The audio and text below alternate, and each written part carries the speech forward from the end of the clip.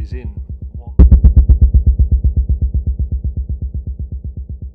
This is Sherwood Rise Tunnel in Nottingham, England, forming part of the Great Central Railway, which was a main line from London Marylebone to Sheffield via Leicester and Nottingham. It was the last trunk route to be completed in 1899 and the first to close in 1967. North of the now demolished Nottingham Victoria Station, much of this route has disappeared. Embankments flattened, cuttings filled in, and viaducts demolished. Looking here, we can see the location of Sherwood Rise Tunnel on this Rail Maps Online view of the former railway, denoted in light blue, and the tunnel location marked by the red outline. Nottingham Victoria Station to the south is shown here.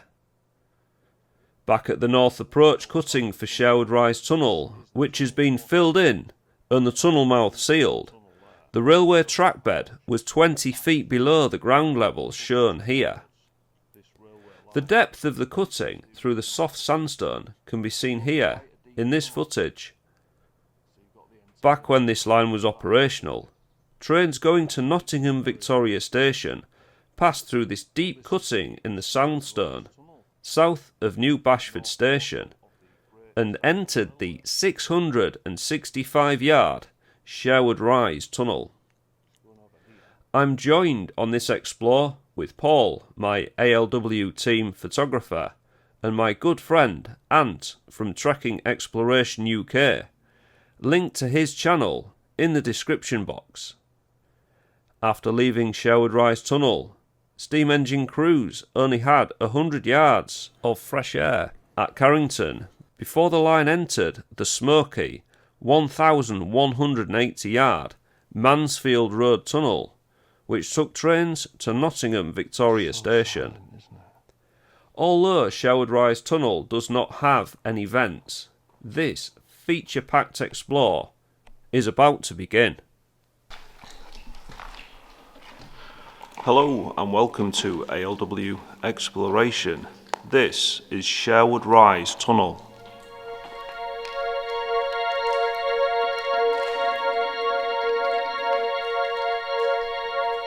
This is the blocked-off south portal, or it indeed used to be, because in here it was then later concreted up, as you can see when I poke it through this hole.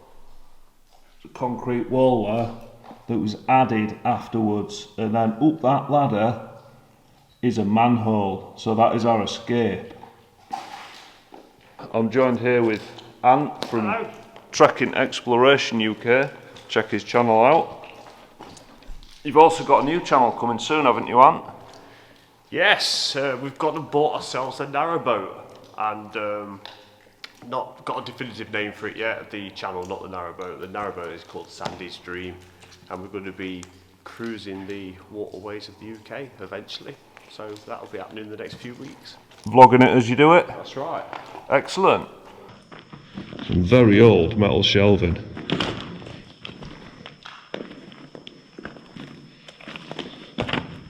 Very old indeed. Oh wow, the steel itself is just like powder. Don't know if you can hear that. Just rust. If you stood them up, they'd just crumble and fall to bits.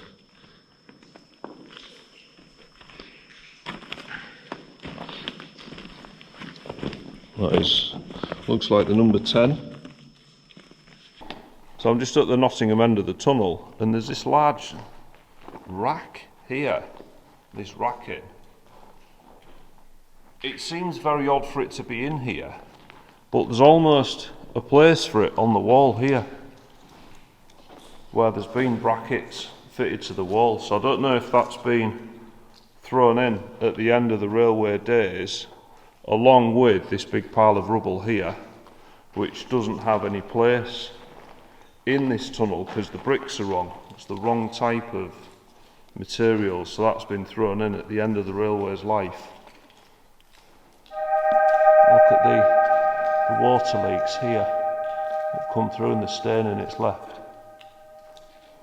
We're going to carry on up the tunnel now, and I'm going to show you all the many features that this tunnel's got, so keep watching. I found the cables, it's roots. What? Look at that. It's rooted down from there. There's a slug on there. See that? A little mite or something crawling around on the root. Don't know if you can make that out. That root has come all the way down from the tunnel roof there. That's crazy, that is. Yeah, mad isn't it? How life itself's like found. Well, it's gone down, hasn't it? And Yeah, it's just grown in and carried on and carried on and got there. Do you reckon these are a tree root? I don't know my roots, but it looks like string. It's like all intertwined. Look like it's twisted round itself. yeah, it's very clever. Good old nature. Pretty amazing, isn't it?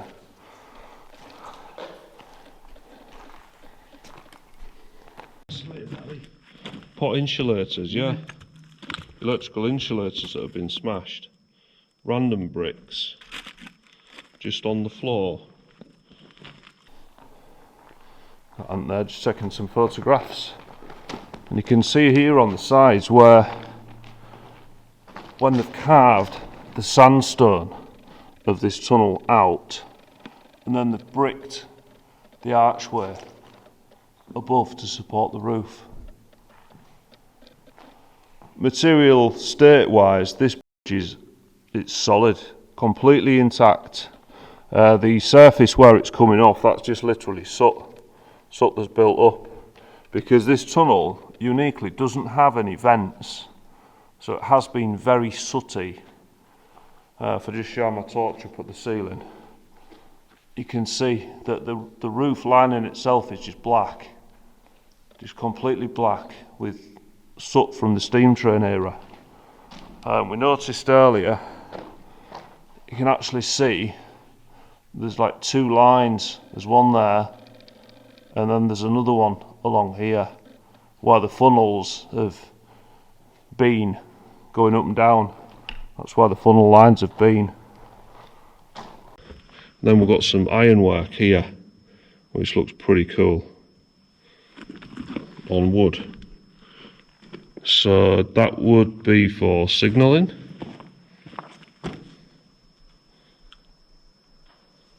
Trying to think of which way up that would go. But where would it go? It's not been on the roof. This could have been add-on to the railway line where you'd get a trolley or a cart on. Yeah? Because I can't. It's a strange one, isn't it? It is. I can't place it No. on the national network. No. We've got some old railway architecture here. I believe this is for signalling, but if you know otherwise, please leave a comment. We've got the wrought iron here, bonded into the wood. The wood's very rotten, so I'm presuming this is fairly original from when the railway opened. You can see the wrought iron bolt and washer here. It's all just left behind, just here in this tunnel. You can see parts where the sandstone's come away when they've dug it out, because sandstone itself is very soft, and they've cut the cross-section tunnel out and then brick arched from the ledge that they've made, and then arched across with bricks to the other matching sandstone cutting. We've got our first recess here of this tunnel. The blocked off section is just down there, that's where we started, and we've come to this recess. And if I show you, they're only just big enough for one person. If you think this is a double track line, you'd have to escape into here if two trains were coming. That would have been very scary, very noisy and very smoky. But yeah, just big enough. And you can see these soot deposits on the wall here, and they're very soft, as if a steam train only went past yesterday. It does smell. You know that railway station smell? It smells like that down here. Look at these posts in the wall here. They've just been dug in and pressed into the wall. I believe these were for the signalling wires. Just look at the decay on that.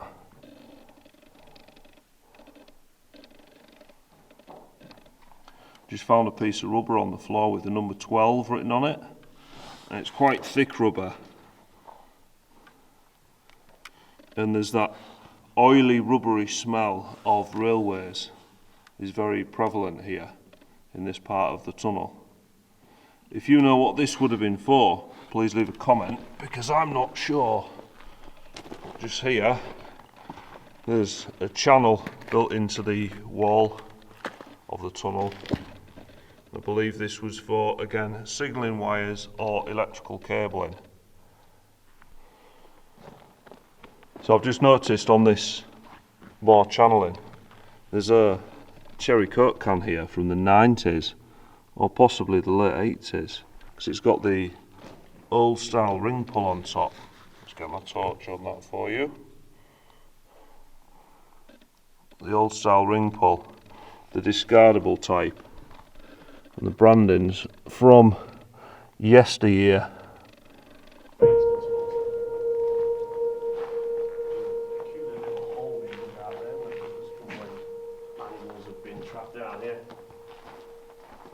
Same on the other side, unsure what those are. Just moving along the tunnel now, we'll come to a recess that's much larger than the previous personnel recess that I showed you. Now, this one looks like it's been a maintenance area, stock area for the railwaymen to do repairs. Now, we've got one of these sandstone blocks, and it looks like it was used for signalling, but please correct me if I'm wrong. It's got a hole through the centre line, and it looks like it was placed on the edge of the tunnel and a signalling wire ran through it, possibly along this edge. And you can see again where the sandstone's been cut and then the arch of the brick has been placed over to support the roof section. And this is how this entire tunnel has been made. Sandstone and brick. You can see there the sort of magnitude of the soot build-up that's stuck to the mortar and the bricks. A little further up the tunnel, here we have lemon and lime tango. And again, you can see torch at the ready. You can see it's the old style ring pull, the discardable type. And I also noticed, because the back of this torch, the back of it's magnetic for the charger. Notice this can's steel, so it's from when before recycling came in, before they started making cans out of aluminium to make them more recyclable, which is a big word for when you're in a tunnel exploring. You can also see here, Ant pointed this out, where the signalling posts have come along the tango cans on that one, and it comes over, goes up and over the recess, and then carries on again. And that would have given personnel down here a clean run into the recess without tripping up, so they could get in here and get to safety away from the incoming train. I don't think we even knew about the word recycling in the late 1980s. No, just buried everything. So moving along the tunnel, this wall section here has been completely bricked up, which leads me to believe there was either a large recess there for when they built the tunnel, then they bricked it up afterwards, or the sandstone was simply broken in this area, so they dug it out and bricked it up to then support the roof. I can also see along here, I don't know if you can see this at home very well, viewers, but there's a line of soot very thick along there just where Ant's putting the death ray now, that line of soot. And then slightly to the right of it is what looks like more oily diesel engine smoke, so probably from early diesel locomotives that British Railways had. But on this side there isn't that diesel smoke. It's also a bit less sooty, which does support the theory that this tunnel was 2-track, double track, and it was reduced to single track at a later date. Over here we can see the traditional wooden supports for the signalling wire and electrical cabling. They come along, but they end. We've got the pulley system there for signalling, for semaphore signalling, and then it goes to these metal brackets, and this is the start of the metal brackets, and they run along. Now they run along, and then this recess has either been made bigger because of these metal type cable carriers, or it was originally like that because it's got little lintels here, little sandstone blocks to support this brick area for this metal cable carrying brackets. And this has been added as well, as if this almost wasn't a recess or was remodified to allow different things to be fitted. So it's got the two arches there, it's got the higher arch and then the lower arch. So I'm wondering if this was just a standard recess and it was modified to add some extra signalling in later on. Looking at the mortar here, it's all stuck out as well. The mortar on these bricks looks different to all the other brickwork. So it is making me believe that this was added afterwards when these metal brackets were fitted. Then we can see here where the metal brackets actually end again. So these finish here, it goes back to the wood, and you can see a lot of the metal signalling wire that's just rotted through and fell on the floor. There's one of the metal brackets there that's fallen off. Then it goes back to the wooden brackets, the wooden holders for the signalling wire.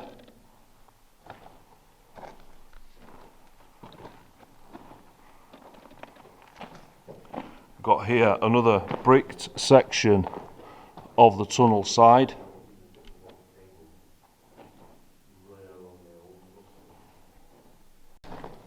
This recess is rather unique in the nature that it's much bigger than the other recesses, but not big enough to be one of the workshop areas that I showed you earlier.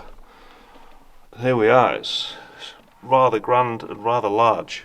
This is the sort of recess I'd want to stand in if a train was coming thundering down.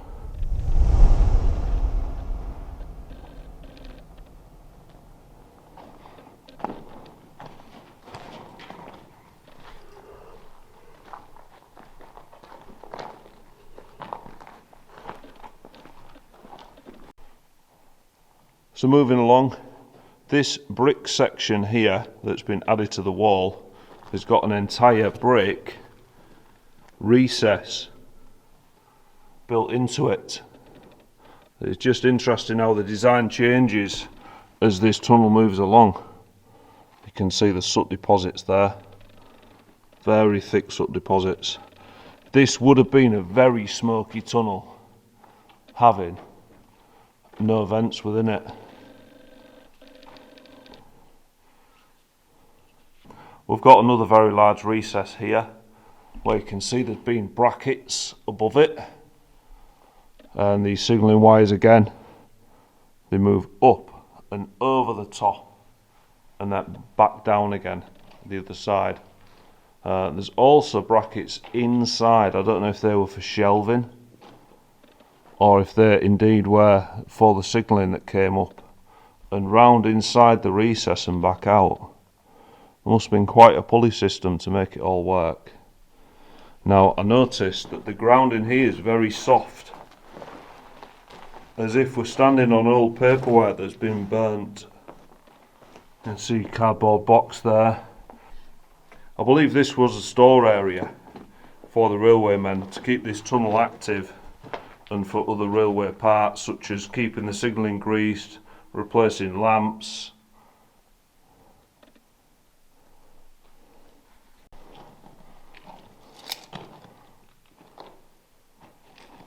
So we've been greeted by another huge recess. Look, it looks bigger than the other one. I don't think it is. I think it's because the sandstone's showing itself off a little bit more than the other one. It's a lot more yellow. Must have been pretty cosy back in the day when they've got their little stove burning. Bit of a brew. Bacon sandwich maybe. They didn't probably worry about the gases down here and stuff, did they, back then? No, definitely not. No, it was a cup of tea and a cigarette, I think. Yeah, and that. Don't think they worried about smoking back then. When you're in a tunnel like this, full of smoke. Yeah. See this old liquor bottle here, I believe it's a gin bottle, and somebody's lost the scarf. And here, this large recess looks like it was used as a workshop or a store area. The floor's very soft, and you can see where these signalling wires came in here on these brackets to continue round. There's another bracket there at the top to carry on through along the railway. Got another old style can there, Tango Orange. That was my favourite of the 1980s. You can see the golden effect of the sandstone here because we're getting closer to the north portal now. There's a large hole been dug in the floor here, and I don't know why. It's not quite on the centre line, so I believe this was made after the railway had closed. Oh wow.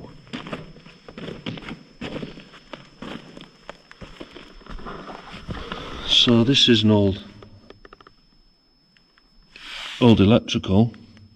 So we've got red, yellow, blue, so that's the 3 phases. I don't know what they are or what they're for. They're old connectors.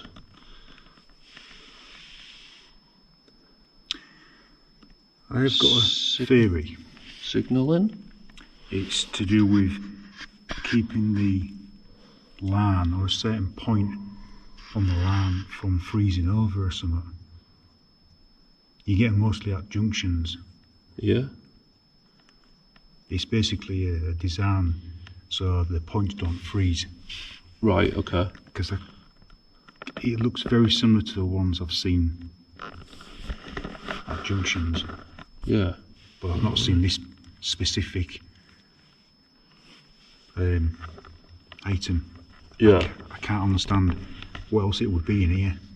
No, it's a strange one, isn't it? It's a strange thing to have in a tunnel like this. Yeah. Very strange indeed. I'm just going to plug the battery pack into the light. Sorry if there's a bit of weird audio while I'm doing that.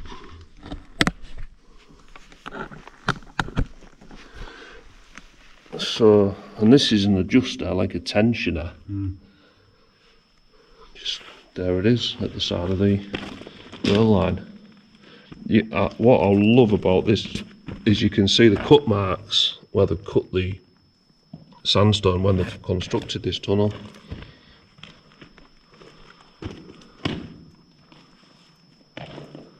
Just a huge expanse of black.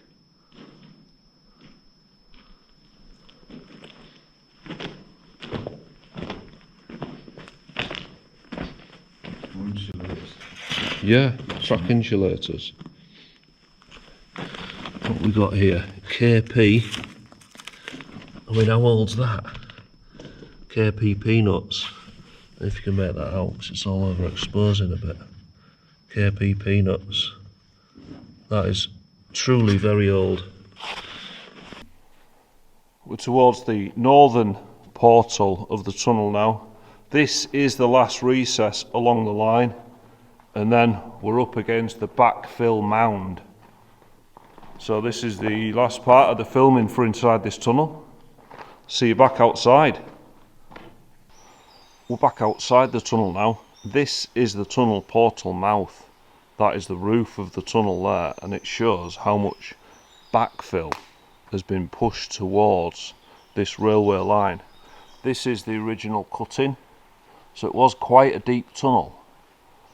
So you've got the entire height of that above it, and then it's been buried. But this is the Sherwood Rise Tunnel, north portal of the Great Central Railway. Just going over here, beyond Ant, this cutting's been partially filled in. There's a housing estate up there now, but the actual cutting itself, the tops of the trains would have been below the level of this surface. Just looking at the architecture here, where they've built the tunnel portal, they've dug into the cutting to build the brick archway to build it all in.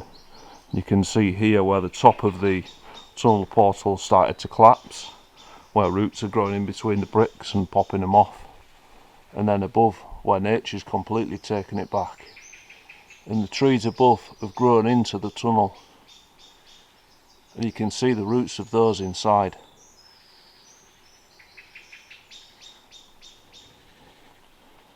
I love these rounded bricks over the tunnel mouth. Just adds to the beauty of architecture back in that era and the time and effort that they put into it. You can see there, this large slab here has actually collapsed. That used to be up there and it's fell off, probably by tree roots. That's pushed that off. You can see over here where the other slab is still in place.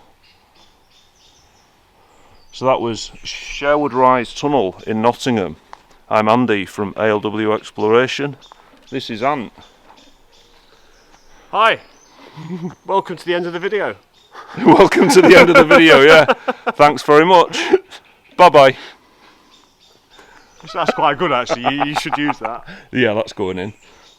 Looking over my shoulder, looking back at your door. In my head it goes over and over. Should I leave or want it more? Looking